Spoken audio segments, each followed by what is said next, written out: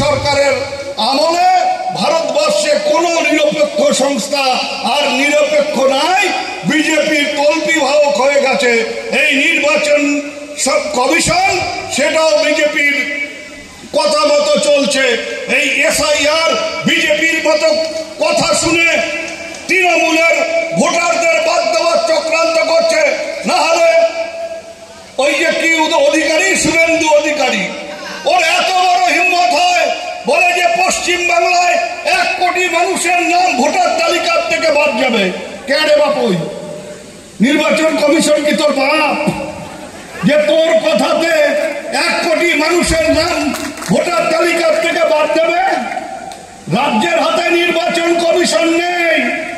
কিন্তু কান খুলে শুনে রাখুন, যদি অন্যায়ভাবে ভোটার তালিকার থেকে একটা ন্যায্য ভোটারকে বাদ দেওয়ার চেষ্টা করেন, যাই বাদ দেওয়ার চেষ্টা করবে তাই ঘর থাকতে পারবে কিনা সেইটা নিয়ে চিন্তা করা লাগবে।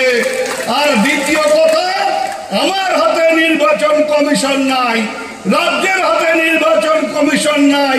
ভোটের জন্য নির্বাচন কমিশন আমরা ব্যবহার করতে পারবো না, কিন্তু আমার কাছে তাগড়া তাগড়া জওয়ান কর্মী নেতারা আছে, আমরা এইটা করতে পারবো। অন্তত পক্ষে দিনহাটা মহকুমায় এইটা আমি চ্যালেঞ্জ করে বলতে পারি, 80% বুথে বিজেপি